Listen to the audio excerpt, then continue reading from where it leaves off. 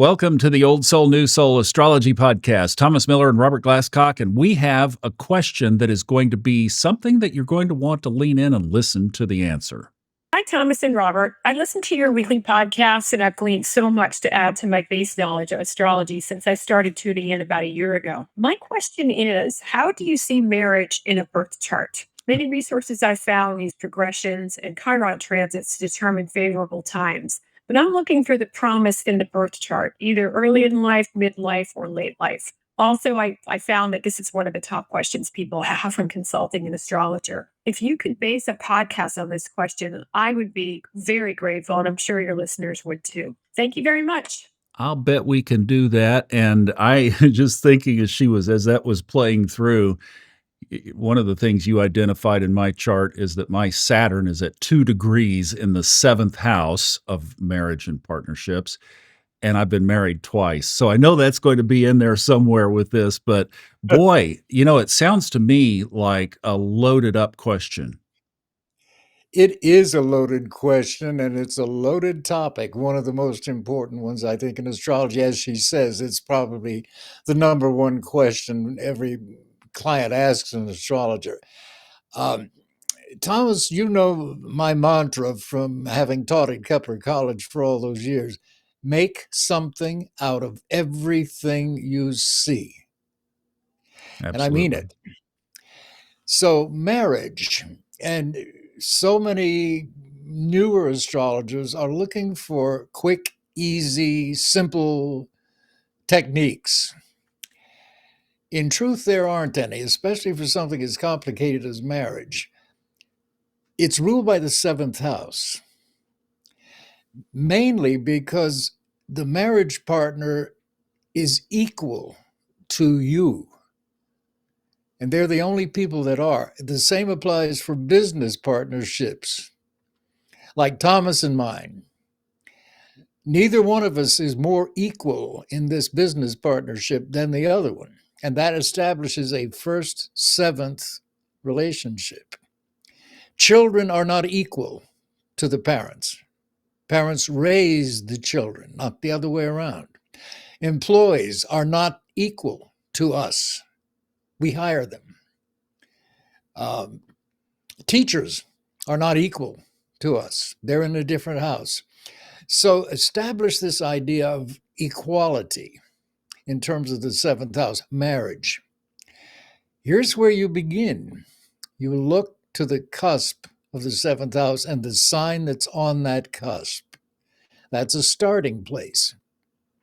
Now, if you think of the planets as being inside of us, internal, our DNA, if you will,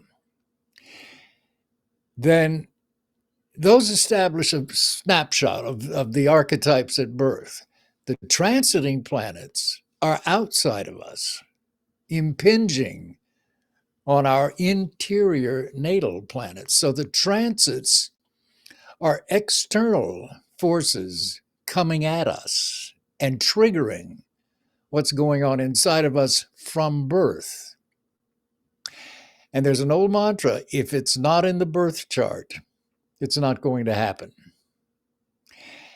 And not everyone is born with an equal shot at a successful marriage. Most marriages do not last a lifetime. They do in some cultures where divorce is not permitted and so on. So they're external factors, but you begin by looking at the sign on the seventh cusp. The house cusps are external conditioning regarding those house matters. So the sign on the seventh cusp will show you a great deal about how you've been conditioned to relate to the concept of marriage. And we now have to get into things like fertile and infertile signs, and barren and semi-barren, and fertile and semi-fertile, and so on. The water signs are all fertile, for example.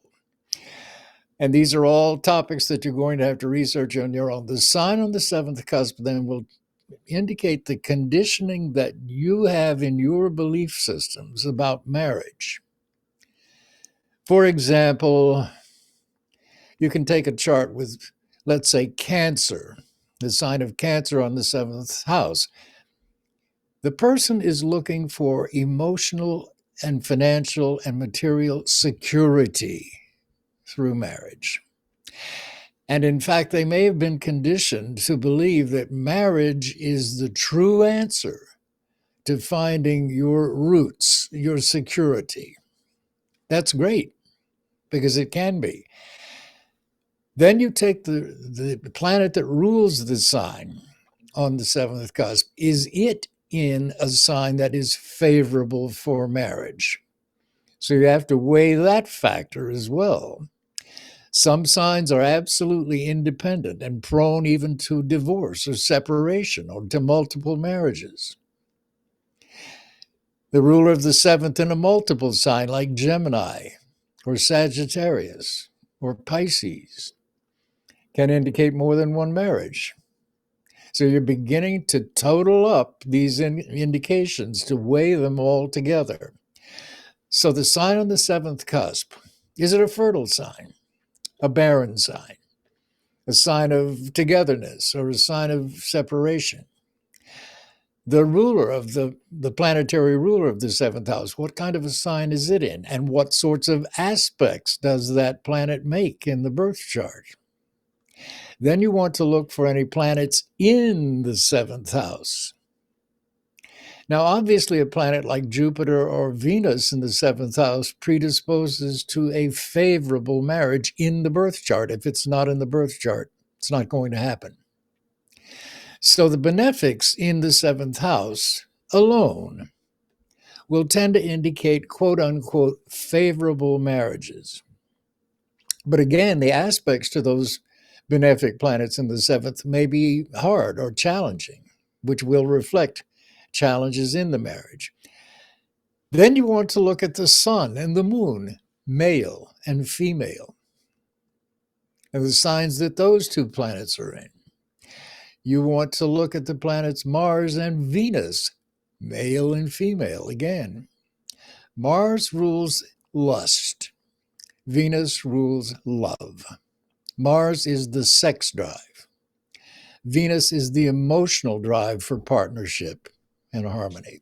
So you look to Mars and Venus, as well as the sun and the moon, and the signs those planets are in, and the aspects made by and to those planets. So you begin to get an idea of how complex this topic is. And then she asks about the ages of marriage.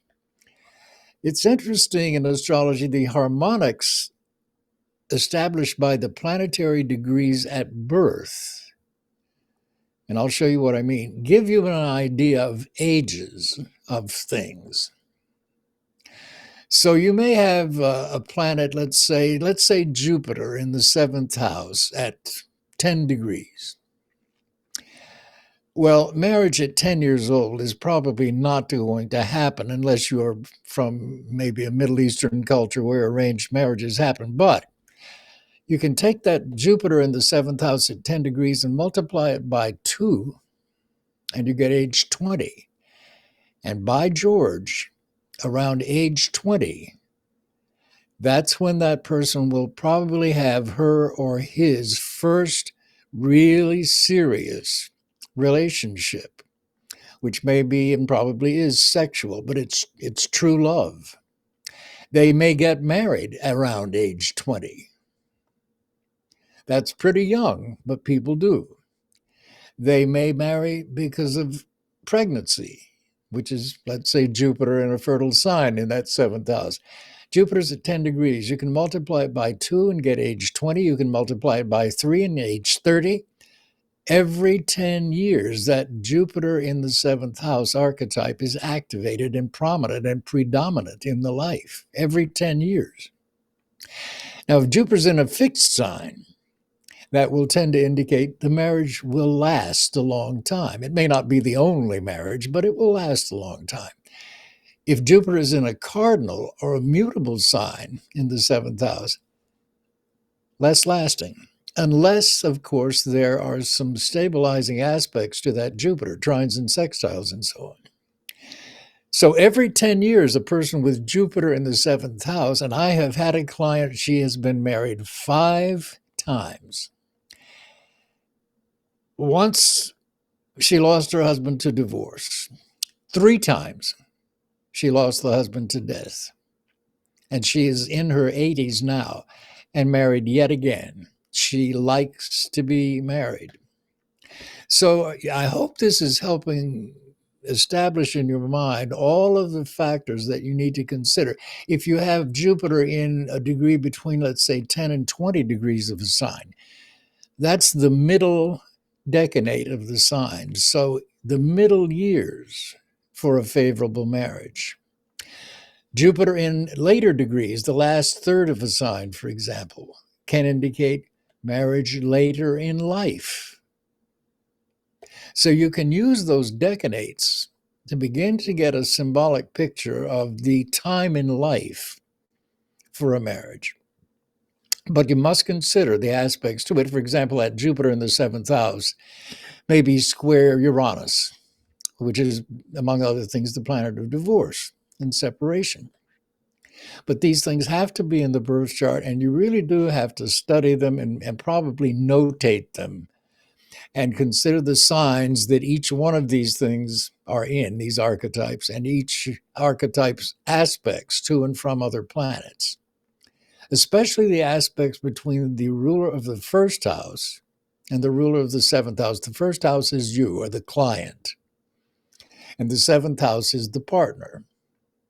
So favorable aspects between the rulers of the first and the seventh will tend to indicate a more favorable marriage. Hard aspects between those two, less favorable. Doesn't mean they won't get married, but the marriage is likely to be a lot less harmonious and more prone to dissolve for whatever factor. And today, marriage is not just legal, it can be, but living together constitutes a seventh house relationship. Most people don't, most astrologers are not even aware of this. Fifth house relationships are romantic relationships. They're speculative. As long as you are dating, either partner can walk out of the relationship with no penalty. It's been fun. I don't think this is going anywhere. Love you. Nice to know you. Moving on. The minute you move in together, whether it's a legal marriage or not, now it's a relationship between equals. Are you splitting the rent? Who takes out the garbage? Who leaves the toilet seat up or down? Now suddenly it's a first seventh relationship, even though it may not be legal. So those are all things to consider. I don't know, Thomas, is this getting a little too abstruse here? Well, as usual, it's a brilliant answer. But I took a couple of notes, and I'd like to run a few things by you here. Okay, you mentioned fertile and infertile signs, and we've done that in the podcast, but particularly we put that whole thing into a PDF, and it's in the rectification product that we have for sale, which right now, as we're recording this, is right up at the top of the funastrology.com website. So if you'd like that list, it was a bonus. We threw a couple of things in there additional, and that was one of them. So that fertility list, what signs and planets are fertile and not fertile, is all there in that rectification product. But I would like to ask you, if we could here, because it is directly, I think, to what she was asking, which signs are more favorable and less favorable for a successful marriage? Well, again, in different ways. Let's start with Aries, for example. One of the most romantic, with a capital R, signs in the zodiac, very idealistic, generally yearns to be married. Aries is also a sign of the grass is greener on the other side of the fence. So Aries is always looking ahead. One of the key phrases associated with Venus in Aries or Mars in Aries or the Sun in Aries is they marry in haste and repent at leisure.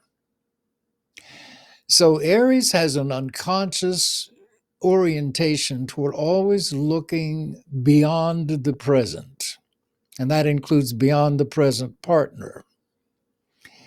So in the backs of their minds, if any little thing is wrong with the marriage internally, They're looking for options, and they will often convince themselves the grass is greener over there than it is over here. Aries is not the most practical sign in the zodiac and the most realistic either. It's hugely idealistic. So, but because of that, it's neither favorable nor unfavorable for marriage. But in fact, Aries people do tend to marry more than once. Now, these are all tendencies and predispositions, not flat statements. Taurus is a great sign for marriage because Taurus, whether it's the sun, moon, or Venus, or Mars even, Taurus tends to want, it's the sign ruled by Venus, so it's the sign of love. It wants to find a mate and stay with that mate forever. So it can be incredibly loyal, and it wants that kind of emotional and material security. It's the sign of the builder. So unlike Aries, Taurus relationships tend to become more and more stable and more steady with time because familiarity and comfort is associated with Taurus. Gemini, what do you think? It's a sign of versatility and change and multiple interests. It's a double sign. So if it appears on the seventh house, Gemini can be a sign of more than one marriage. The sun, the moon, Venus, or Mars in Gemini can be a sign of more than one marriage. You get to Cancer, the sign of security and stability in the home and the family. And like Taurus, Cancer is searching for that sort of familiarity and roots, that sense of family and stability and permanence, but it is a cardinal sign. It's a restless sign, a changeable sign. It can make for a wonderful dynamic marriage, but there's often a lot of change in the marriage. For example, the minute you get pregnant and have children, that changes the marriage.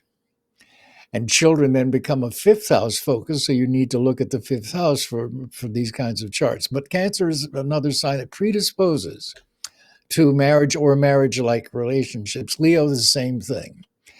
The fire signs in general are very idealistic, and Leo is certainly a romantic sign, even more so probably than Aries is, and it's also a fixed sign. And it's known for loyalty. So Leo, configured with the marriage significators, again, can indicate a marriage and a lasting marriage.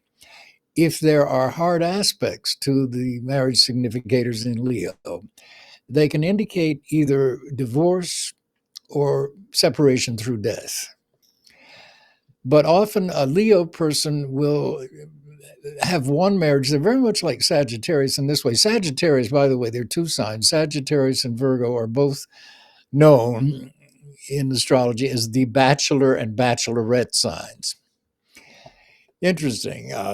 Sagittarian people, I'm talking fire signs now in connection with Leo, very often will tend to marry fairly young. And if they have children, they're going to have them young. And then they get often divorced. And many of them never marry again. But like Gemini, Sagittarius is a double sign. It's half human, half animal, the centaur. So it's a double sign.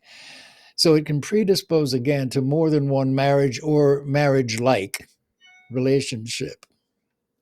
So we've got Leo. Virgo is the born healer, the born fixer-upper.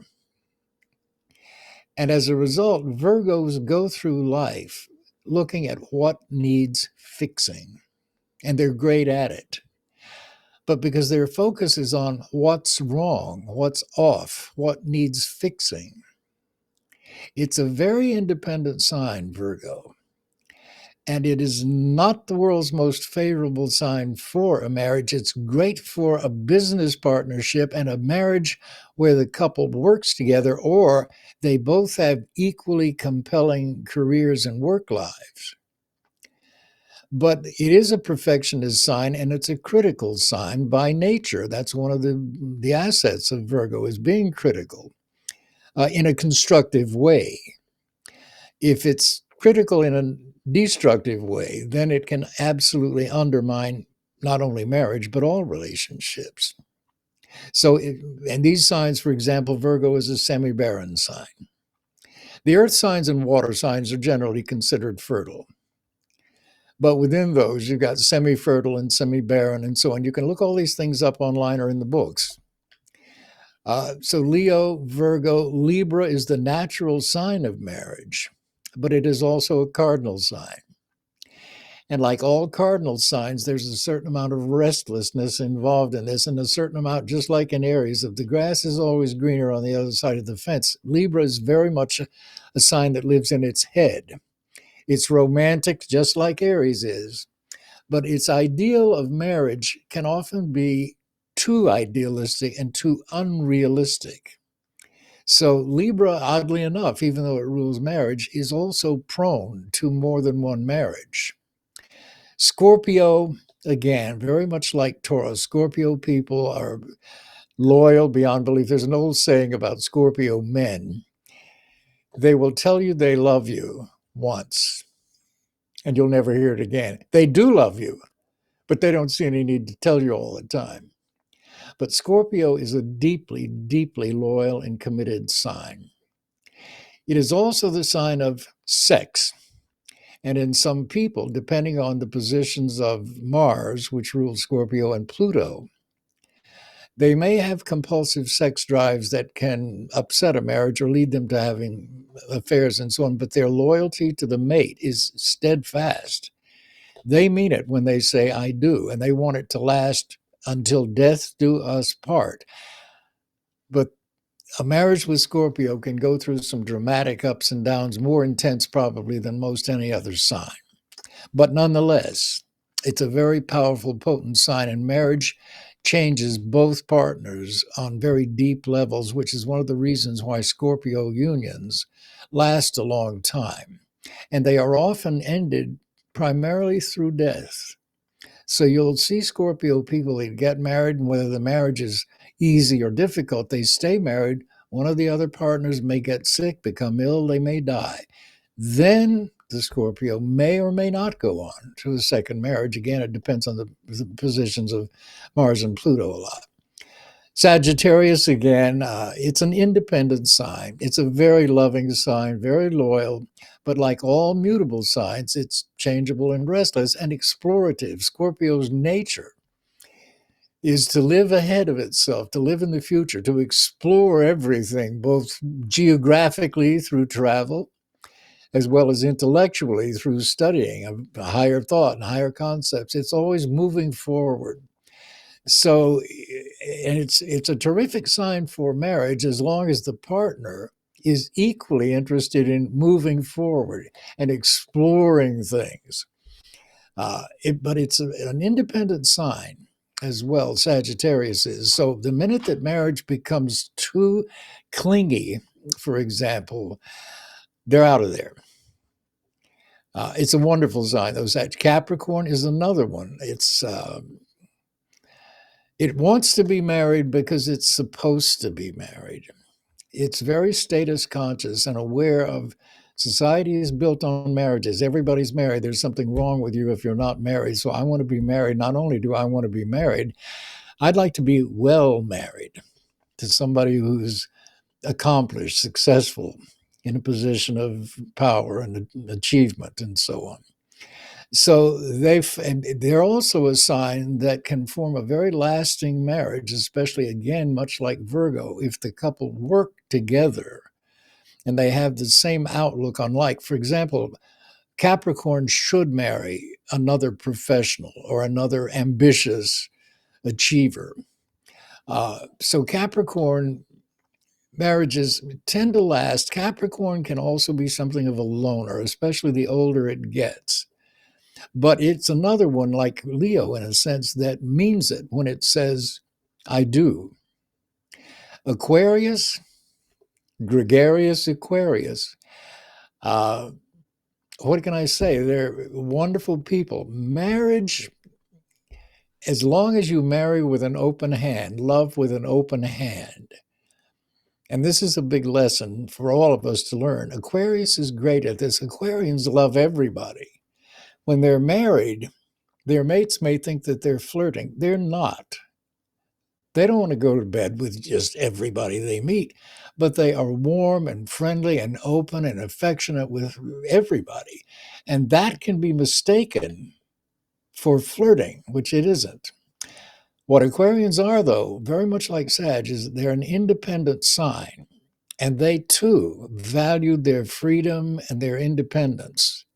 So they like a partner who is not jealous, not possessive, not clinging, and who hopefully the partner also has their interests that keep the partners separated to some degree, but for positive reasons. They're either involved with their own works or their own hobbies and so on, their own friends.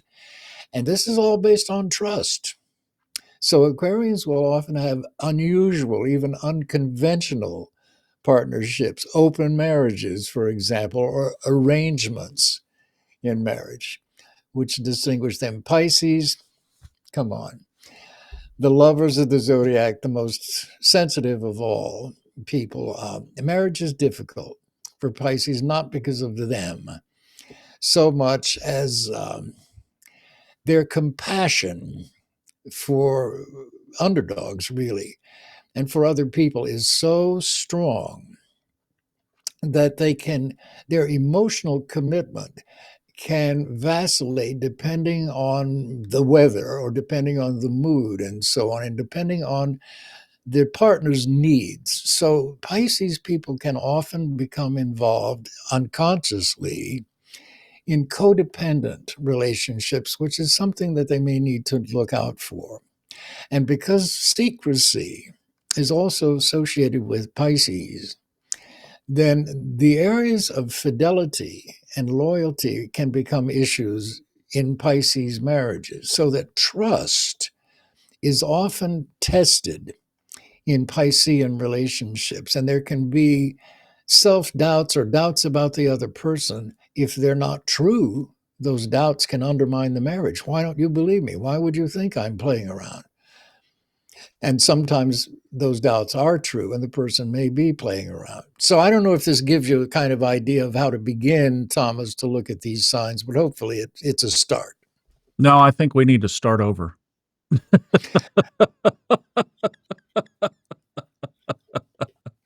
I love to get him like that. Oh, I'm happy to. Anytime. Right? Digital tape is free, right? We could go on and Let's on and go. on. Absolutely. No, that was Take two. great. And I think it certainly the combinations of things that we talked about in there can answer our listeners' questions. So thank you for that great walkthrough. And it makes me realize one thing, that when you take any topic in astrology, you really could extrude it as well to all of this. And it is the danger of something that I think you probably hear, and I do too, when somebody texts you or rings you up, or a friend that you encounter out one night for dinner or something says, "Oh, hey, by the way, can you take a quick look at my chart?" Well, you Sure just saw, thing. yeah, sure thing, right? There is no such thing as a quick look at the chart. And in fact, a quick look at the chart could do more harm than good. So just keep that in mind if you have an astrologer in your life. Give them a break a little bit and realize that that's what readings are for, when you can dig into the nuts and bolts and nitty gritty of these issues. And you just saw how you can't take one thing and just throw it to the wall and make that stick. That doesn't work in this game.